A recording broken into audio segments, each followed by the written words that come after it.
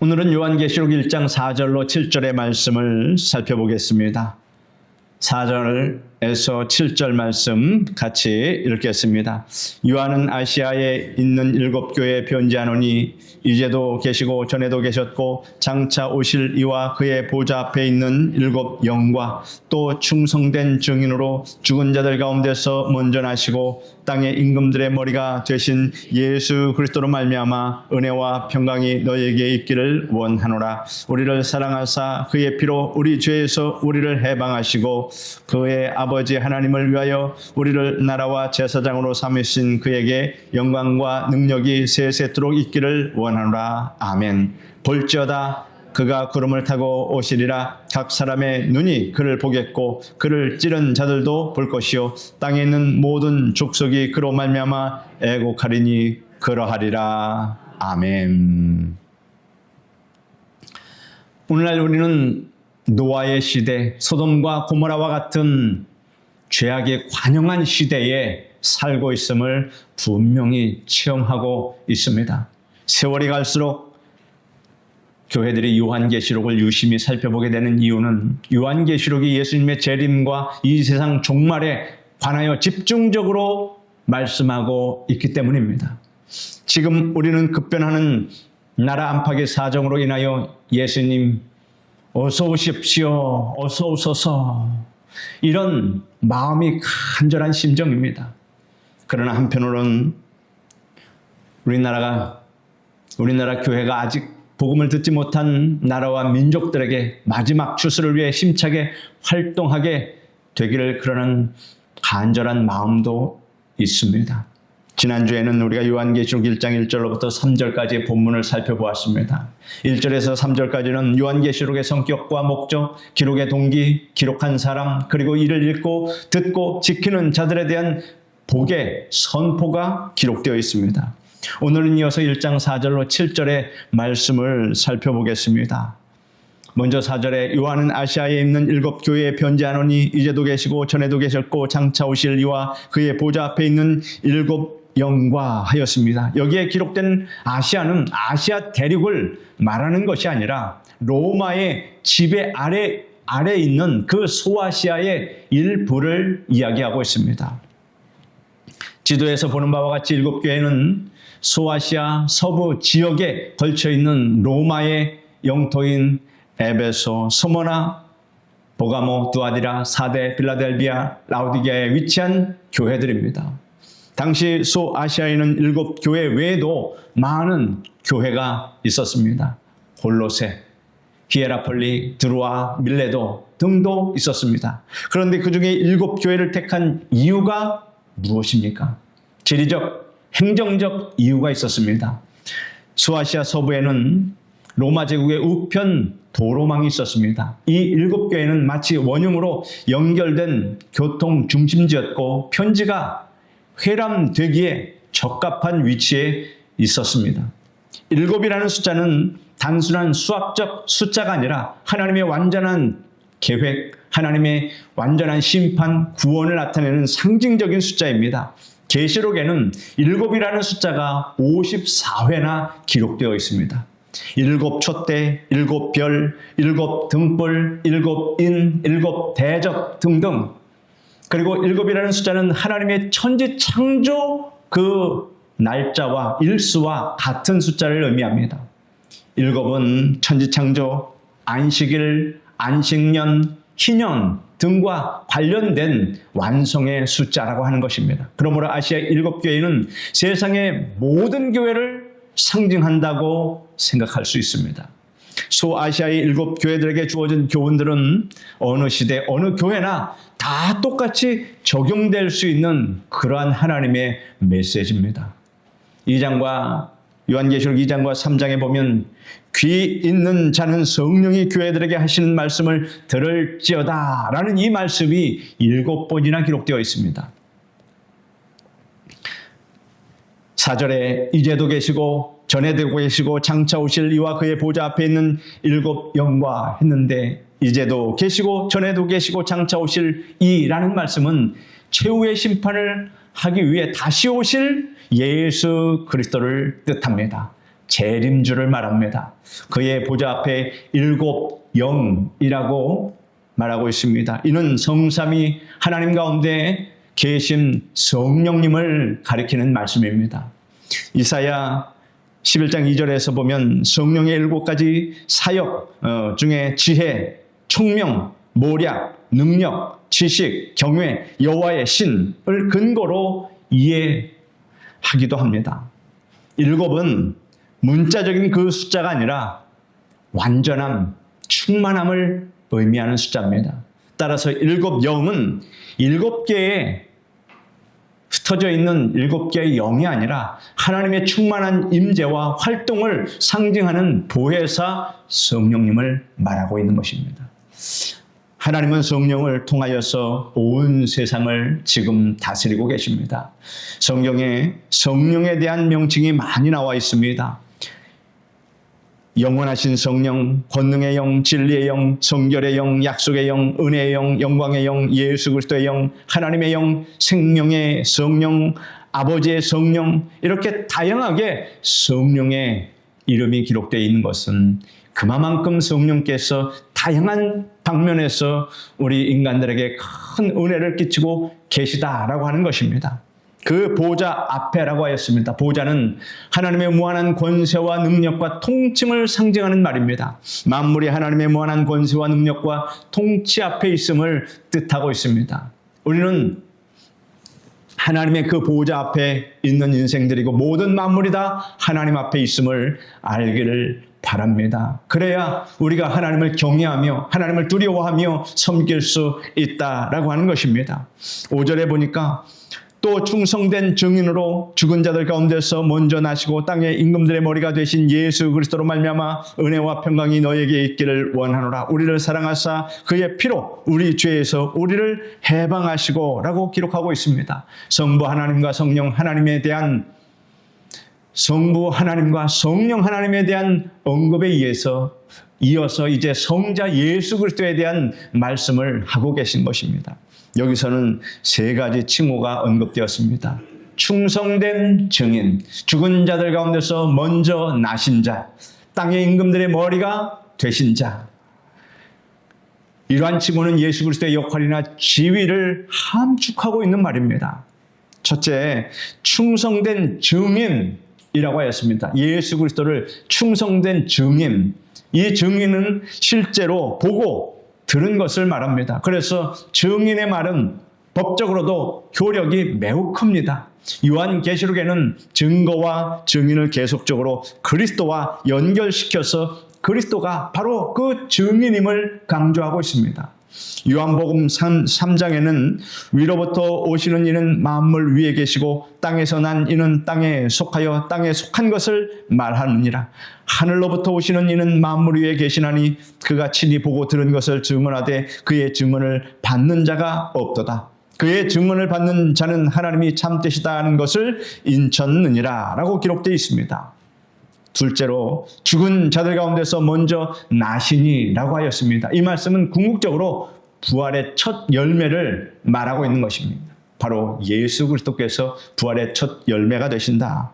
고린도전서 15장에 보니까 그러나 이제 그리스도께서 죽은 자 가운데서 다시 살아나사 잠자는 자들의 첫 열매가 되셨도다. 사망이 한 사람으로 말미암았으니 죽은 자의 부활도 한 사람으로 말미암는도다. 아담 안에서 모든 사람이 죽은 것 같이 그리스도 안에서 모든 사람이 삶을 얻으리라. 그러나 각각 자기 차례대로 되리니 먼저는 첫 열매인 그리스도요, 다음에는 그가 강림하실 때에 그리스도에게 속한 자요라고 기록하고 있습니다.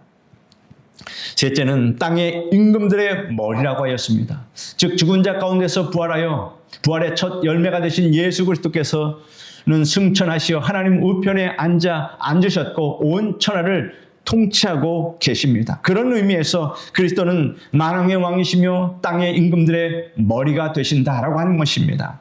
빌립보서 2장에는 이를 자세히 기록하고 있습니다. 하늘에 있는 자들과 땅에 있는 자들과 땅 아래에 있는 자들로 모든 무릎을 예수의 이름에 꿇게 하시고 모든 입으로 예수 그리스도를 주라 시인하여 하나님 아버지께 영광을 돌리게 하셨느니라 라고 말씀하고 있습니다. 예수님에 대한 칭호에서 충성된 증인으로 죽은 자들 가운데서 먼저 나시고 땅의 임금들의 머리라는 표현은 예수님의 이 땅에서의 활동과 대속의 죽음과 부활 그리고 영원한 통치를 나타내고 있다라고 하는 사실입니다. 5절 말씀을 보면 예수 그리스도로 말미암아 은혜와 평강이 너에게 있기를 원하노라 하였습니다. 은혜는 그것을 받을 만한 자격이 없는 사람들에게 주신 하나님의 사랑의 선물을 가리킵니다. 은혜는 거저받는 것입니다. 평강은 하나님과 함께 누리는 그러한 화평을 말합니다. 로마서 5장을 보면 그러므로 우리가 믿음으로 의롭다 하심을 받았으니 우리 주 예수 그리스도로 말미암아 하나님과 화평을 누리자 하였습니다. 여러분, 하나님과 화평을 누리는 그런 삶을 사시기를 간절히 바랍니다. 이런 축복의 인사는 당시 교회에 큰 의미가 있었습니다. 왜냐하면 너무나도 로마 제국에 의해서 핍박을 받고 있는 그러한 상황 속에서 밖에 중에 있는 성도를 향한 축복이라고 하는 사실입니다. 5절 하반절에서 6절에 보면 우리를 사랑하사 그의 피로 우리 죄에서 우리를 해방하시고 그의 아버지 하나님을 위하여 우리를 나라와 제사장으로 삼으신 그에게 영광과 능력이 세세토록 있기를 원하노라. 아멘 하였습니다. 예수님께서 인간을 위해 하신 일들을 둘로 나누어 말씀하고 계십니다. 첫째는 우리를 사랑하사 그의 피로 우리 죄에서 우리를 해방하셨다 이렇게 말씀하셨습니다.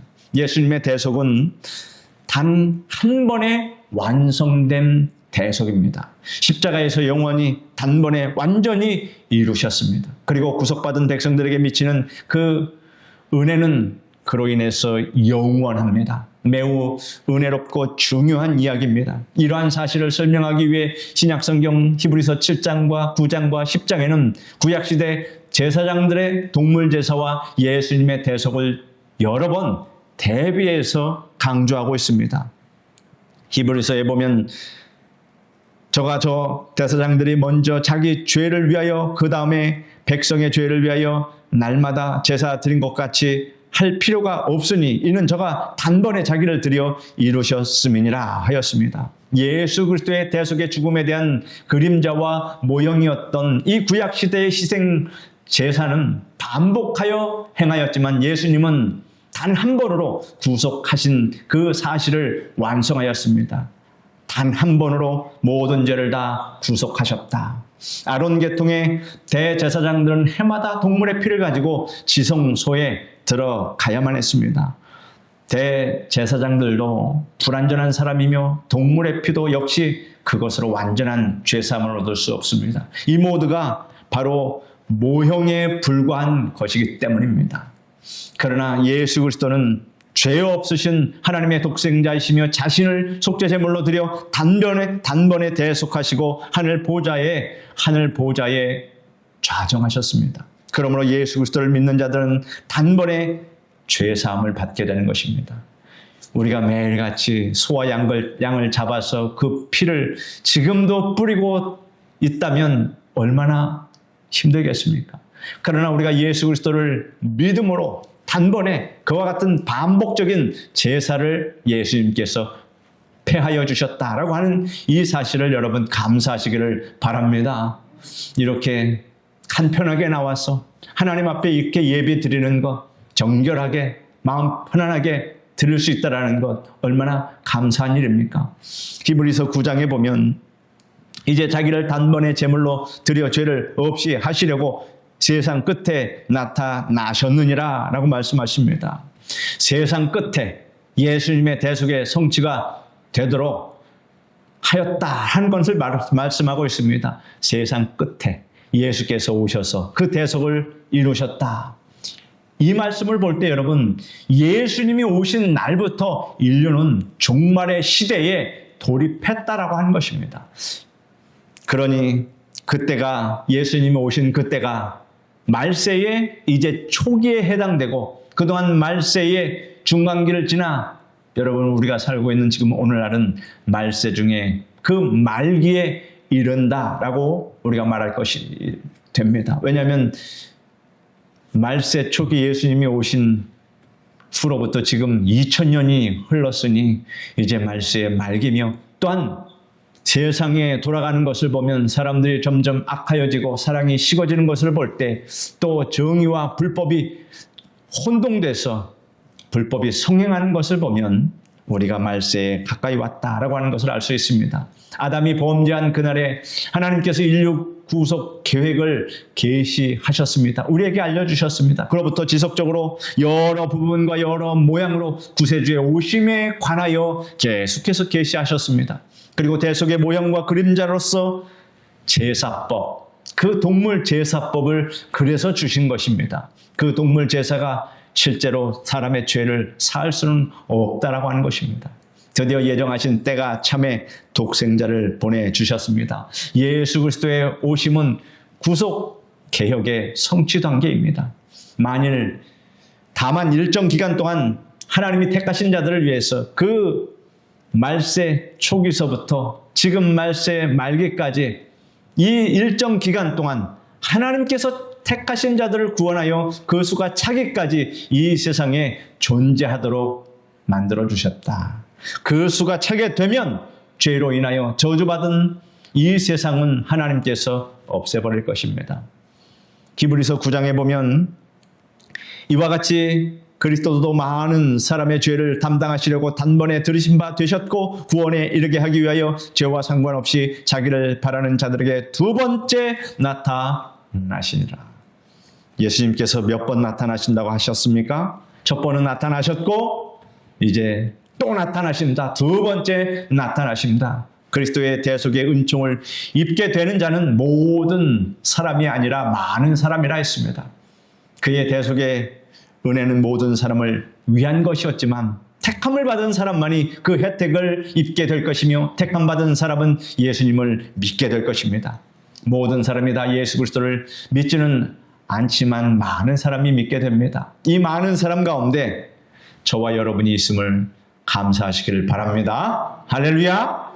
예수 그리스도의 재림은 우리 죄를 대속하기 위한 것이 아닙니다. 예수님께서 다시 오시는 것은 우리 죄를 용서해 주시기 위해서 오는 것이 아니라고 하는 사실입니다. 십자가의 대속은 한 번으로 영원하고 완전한 효력을 가집니다. 그리스도의 재림은 신자들에게 구원에 포함된 모든 은혜를 누리게 하기 위한 것입니다. 부활과 상급과 새 예루살렘에서 영원히 사는 것이 모두 구원에 포함된다. 여러분, 이것들을 위해서 우리가 지금 열심히 하나님을 섬기고 있지 않습니까? 주님이 오시는 그날에 이 일이 이루어진다. 그러므로 그리스도의 재림의 날이 오기를 간절한 마음으로 바라보시기를 바랍니다. 예수님의 대속은 단번에 영원히 완전하게라는 세 가지 표현이 포함된 것입니다. 따라 말씀하시기를 바랍니다. 단번에, 완전히, 영원히 이 세 단어를 마음에 새기십시오. 예수님을 믿는 성도에게는 이제 죄와 죄사함은 과거 사실입니다. 여러분은 죄사함을 이미 받았습니다. 그러니 그것이 과거가 된 겁니다. 이제 남은 일은 우리가 예수 그리스도의 은혜로 천국에 들어가기 위해서 살아가는 것입니다. 우리가 왜 삽니까? 죄를 열심히 하다가 사명을 감당하다가 천국에 들어가기 위해서 사는 겁니다. 우리가 이렇게 열심히 하지 못했는데 천국에 못 들어간다면 모든 것이 다 무용지물이고 아무것도 아닌 것이 됩니다. 허무한 것입니다.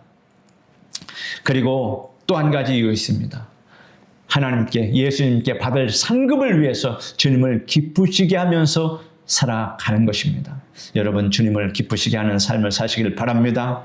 예수님께서 인간을 위해 하신 일 두 번째는 6절에서 우리를 나라와 제사장으로 삼으셨다라고 하였습니다. 베드로전서 2장에는 너희는 택하신 족속이요 왕같은 제사장들이요 거룩한 나라요 그의 소유된 백성이니라고 기록하고 있습니다. 예수님은 성도들에게 아담이 잃어버린 그 왕권을 되찾아 주셨습니다. 아담이 범죄한 이후 단절되었던 하나님의 관계를 그의 대속적 죽음으로 회복시켜 주셨습니다. 성전에는 이방인의 뜰, 여인의 뜰, 유대인의 뜰, 제사장의 뜰로 구분이 되어 있습니다. 제사장은 성소까지 나아가서 하나님을 섬길 수 있었으며 대제사장은 성소 안에 있는 그 지성소까지 들어갈 수 있었습니다. 그런데 이제는 이런 구별이 없이 예수 그리스도로 말미암아 성도 개개인이 직접 하나님께 나아갈 수 있는 하나님의 제사장이 되셨다라고 하는 이 사실입니다. 히브리서 4장에 보면 그러므로 우리는 국민하심을 받고 때를 따라 돕는 은혜를 얻기 위하여 은혜의 보좌 앞에 담대히 나아갈 것이니라 라고 말씀하고 있습니다. 대제사장이 나갔던 그러한 것들이 이제 다 폐하여지고 우리가 스스로가 각 개인이 제사장이 돼서 하나님께 담대히 나갈 수 있는 그러한 지위를 부여받았다. 왕 같은 제사장의 지위를 부여받았다라고 하는 이 사실을 믿으시기를 바랍니다. 신약의 성도들은 구약시대의 제사장들처럼 속죄제사를 이제는 드리지 않습니다. 그러나 로마서 12장에는 이런 말씀이 있습니다. 같이 한번 읽어보겠습니다. 그러므로 형제들아 내가 하나님의 모든 자비하심으로 너희를 구원하노니 너희 몸을 하나님이 기뻐하시는 거룩한 산 제사로 드리라. 이는 너희가 드릴 영적 예배니라. 이제 동물 제사가 아니라 거룩한 삶으로 여러분 하나님께 날마다 산 제사를 드리시기를 바랍니다. 6절에는 끝말이 아멘으로 끝을 맺고 있습니다. 아멘은 히브리 말입니다. 참으로 진정으로 그렇게 될 것이다 라는 뜻이며 동의와 고백과 엄숙한 확인을 나타냅니다.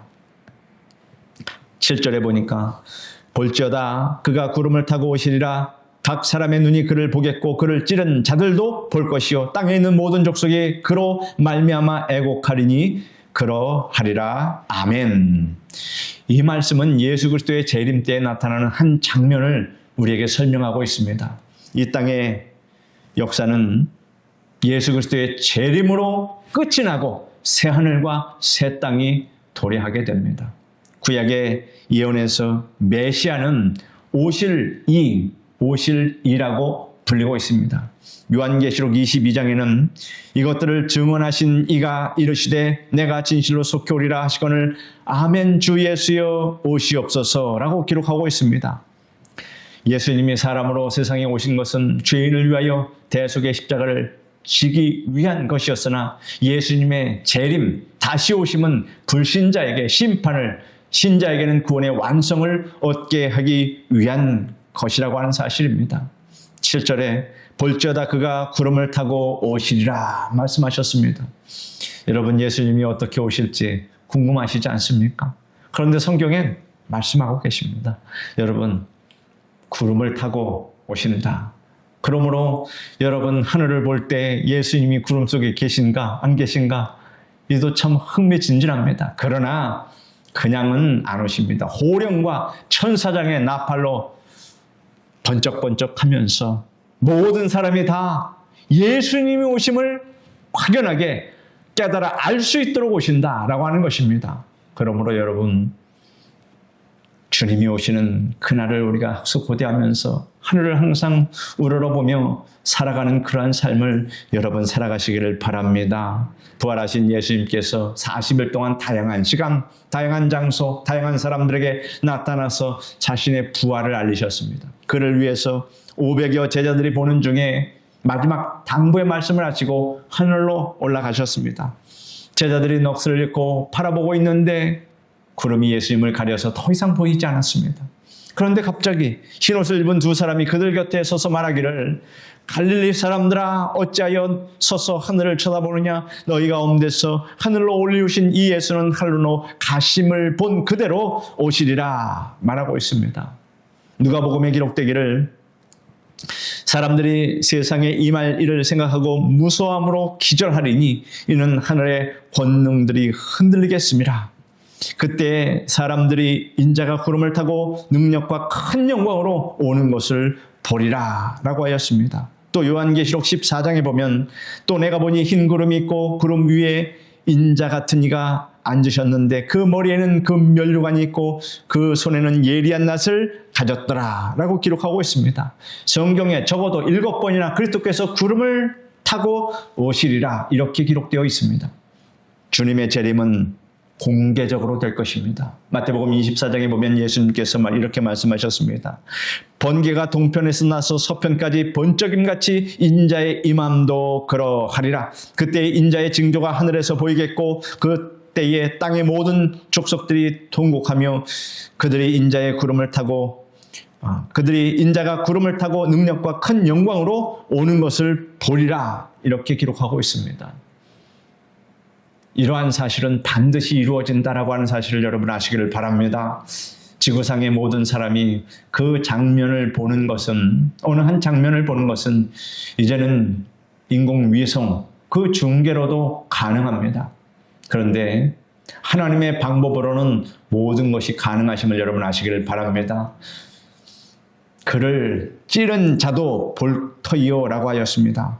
예수 그리스도를 창으로 찌른 로마 병사는 한 명이었지만 그 배후에는 유대 종교 지도자들과 로마의 정치 권력의 야합이 존재하였고, 더 나아가 오고 가는 시대에 예수 그리스도와 그의 증거를 대적한 모든 이들도 여기에 포함되어 있습니다.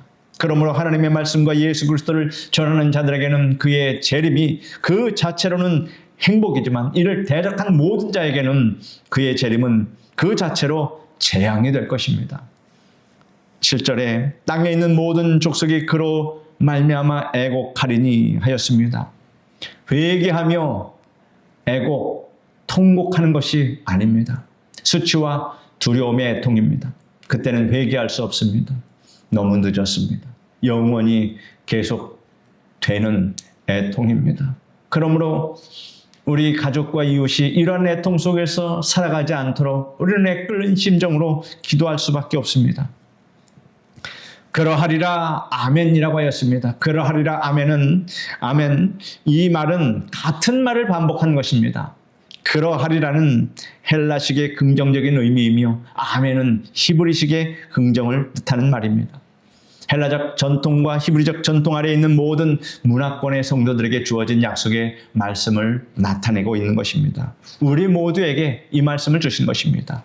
그렇다, 진실로 그렇게 되리라, 이렇게 반복 강조하면서 엄숙한 긍정의 뜻으로 우리에게 말씀하고 있습니다. 이 세상 종말이 어떻게 다가올 것인가에 대하여 사람들은 여러 가지 측면에서 말하고 있습니다. 인류는 지구온난화 현상으로 빙하가 녹아서 멸망한다. 소행성의 충돌로 멸망한다. 오존층 파괴로 멸망한다. 자원 고갈, 환경 오염, 식량 부족 등으로 멸망한다. 외계인의 침공으로 멸망한다. 그 외 여러 가지 예측을 합니다. 그러나 성경은 추리나 예측을 기록한 책이 아닙니다. 이미 있었던 일을 말하듯이 명확하게 말씀하기를 세상 종말은 예수 그리스도의 재림으로 성취되고 예수님의 재림으로 이 땅의 인간 역사가 끝이 나고 새하늘과 새 땅 새 예루살렘이 도래하게 된다, 이렇게 말하고 있습니다. 있었던 일처럼 그렇게 분명하게 이야기하는 것이지 추측이나 이렇게 될 것이다 라고 말하고 있는 것이 아니라고 하는 사실입니다. 하나님은 사람이 아니시니 거짓말을 하지 않으시고 인자가 아니시니 후회가 없으시도다. 어찌 그 말씀하신 바를 행하지 않으시며 하신 말씀을 실행하지 않으시랴 라고 말씀하고 있습니다. 반드시 하나님은 실행하심을 아시기를 바랍니다.